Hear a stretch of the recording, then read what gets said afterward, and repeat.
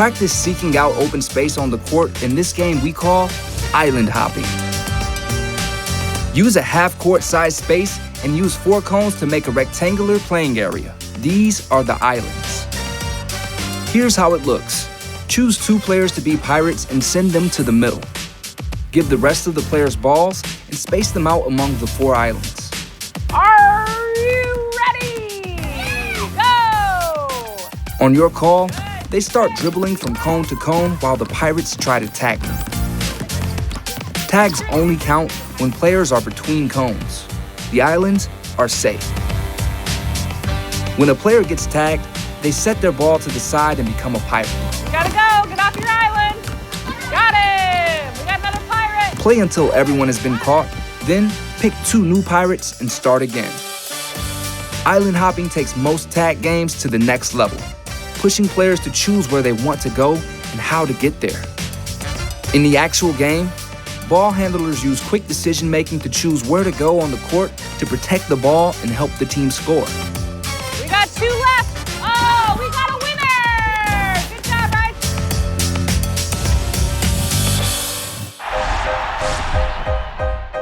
Ryan! Practice dribbling in this game that helps introduce players to their teammates. We call it Gimme Five. Use a half court. The space inside the 3-point line is the playing area. Here's how it looks. On your call, go!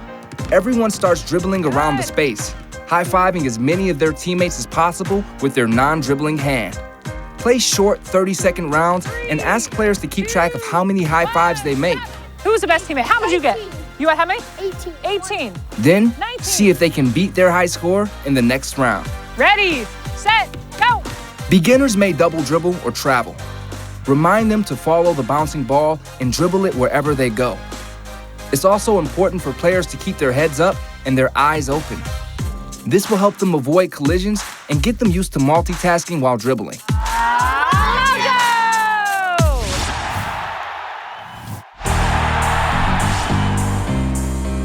Players practice dribbling and tactical decision-making. In this game we call Space Treasure. Use a half-court size space. Place cones for every 3 to 4 players on your team. Then use more cones to make a small circle in the center. Here's how it looks. Divide the group into teams of 3 to 4 players and send each one to a cone. This is their home planet. Then, place 1 ball per player in the center. This is our space treasure. On your call, Go, Space Treasures! 1 player per team runs to the center, grabs a ball, and dribbles it back to their planet. Everyone on the team must toss the ball up, clap their hands, and catch it before the next player is up. Once a team collects all its treasure, Now go steal, you can go steal! You can go steal! Go steal! they're allowed to run to another team's planet and rob a ball to dribble back home. But if they're tagged, they must return the ball to the planet they robbed it from. Play short rounds, about a minute long. Whichever team has the most treasure on its planet when time is up, wins. 3, 2, 1, stop! 4, 4, 1. Players may move too fast and occasionally run into each other. Gently remind them to cool their jets and slow down. Bring it in, everybody bring it in. 1, 2, 3. Space Treasure! Good job, guys. Players practice moving as a team in this tag game we call Snake. Use a half court. The space inside the 3-point line is the playing area. Here's how it looks. Ask for a volunteer to be the snake. Every other player gets a ball. And go! On your call, players start dribbling throughout the space as the snake tries to tag Good. them. Oh, so close. If they get tagged, You guys gotta connect. players must place their ball to the side and join the snake. The more tags, the longer the snake gets. Everyone in the snake can tag.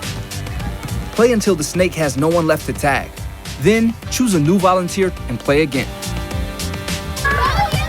This game is all about communication and coordination. As the snake gets bigger and bigger, encourage players to talk to each other and set a game plan. Tags won't count if the snake falls apart, so remember to stick together. Good job. I want to hear your best snake impression. Ready? 1, 2, 3.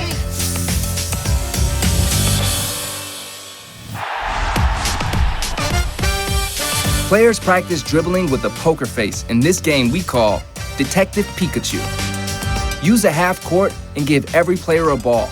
Here's how it looks. Circle up and choose one player to be Detective Pikachu. They stand off to the side and cover their eyes and ears. That's when you choose another player to be the leader. When the leader starts dribbling, everyone else copies whatever moves they're doing. Then it's up to Detective Pikachu to identify the leader. If they get it right in 3 guesses, Detective Pikachu wins. Oh, so good. You're right. If they're stumped, the leader wins. Then assign new roles and play again. Okay, we need a new detective. Yep, you go be detective. In the actual game, players should keep their eyes up to maintain court awareness at all times. Use this game to encourage players to execute moves without looking at the ball or each other. Before you know it, they'll be ready to make no-look passes. Oh, I think we got her.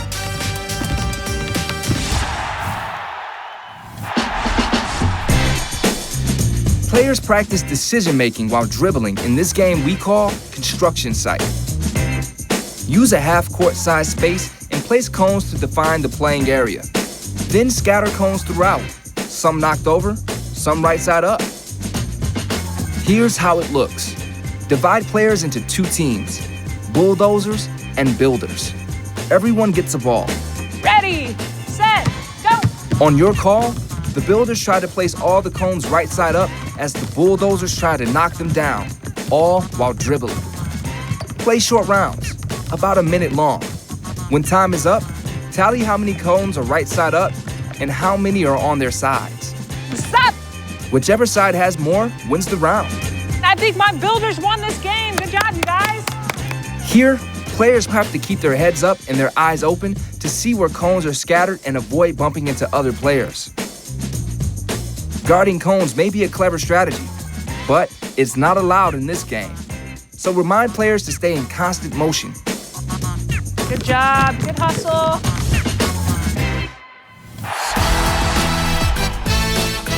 Players practice navigating the court with the ball in this game we call Gates Dribbling.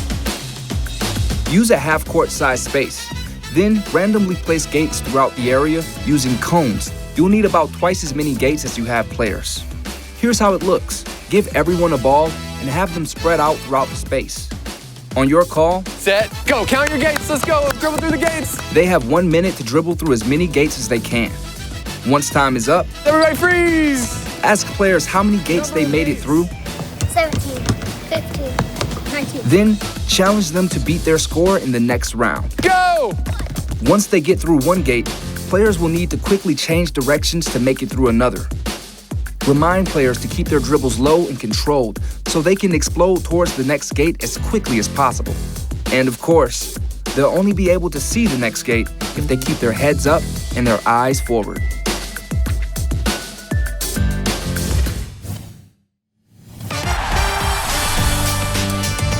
Players practice navigating the court in this game we call pattern dribbling. Use a half court. Here's how it looks. Players start standing on the half-court line, each holding a ball.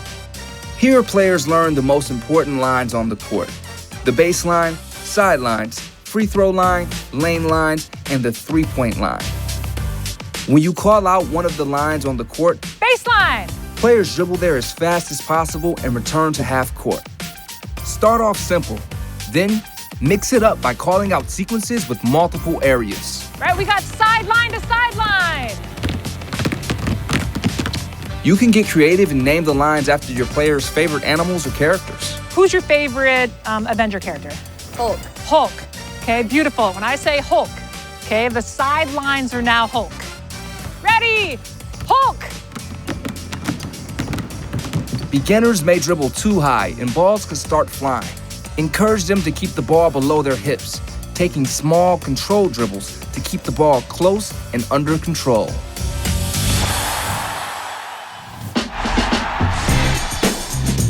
No hoop, no problem. In this small-sided game of basketball without a basket, this is hit the cone. Use a half-court size space and use 4 cones to make a rectangular playing area. Then, place a cone at each end. Here's how it looks. Divide players into 2 teams of 3, 4, or 5 each. On your call, team scrimmage with a twist. There are no hoops. Good, good. That's 1 point. The team on offense tries to use the ball to knock over their cone and score a point. If the defense gets a stop, they become offense and try to score on the opposite end. After one team scores, the other team gets the ball on the next play. Play short rounds, about a minute long, and keep score. Without a hoop, teams can forget about shooting and focus on ball movement and working together. The more they move the ball, the easier it will be to find the open shot and hit the cone. Ah, we got a point. Good job.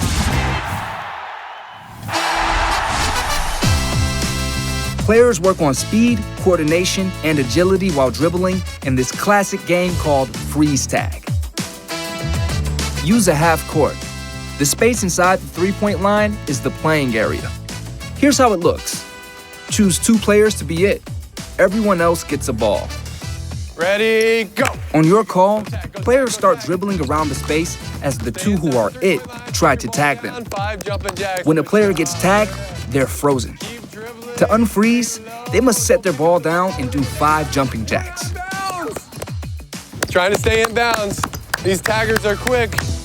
Play short rounds, about a minute long, then choose 2 new players to be it. Players should switch up their dribbling style when they're near a tagger. Taking smaller, lower dribbles will give them more control and allow them to explode in a new direction. You want to stay low because if they come try to tag you, you're nice and low and you can change directions quickly to get away from them. All right, does everybody understand? Let's work on our ball handling. Stay inside the three-point line. Ready, go. Nice and quick, nice and quick. Oh, what a move, what a move. That was a great move, you just ran out of space.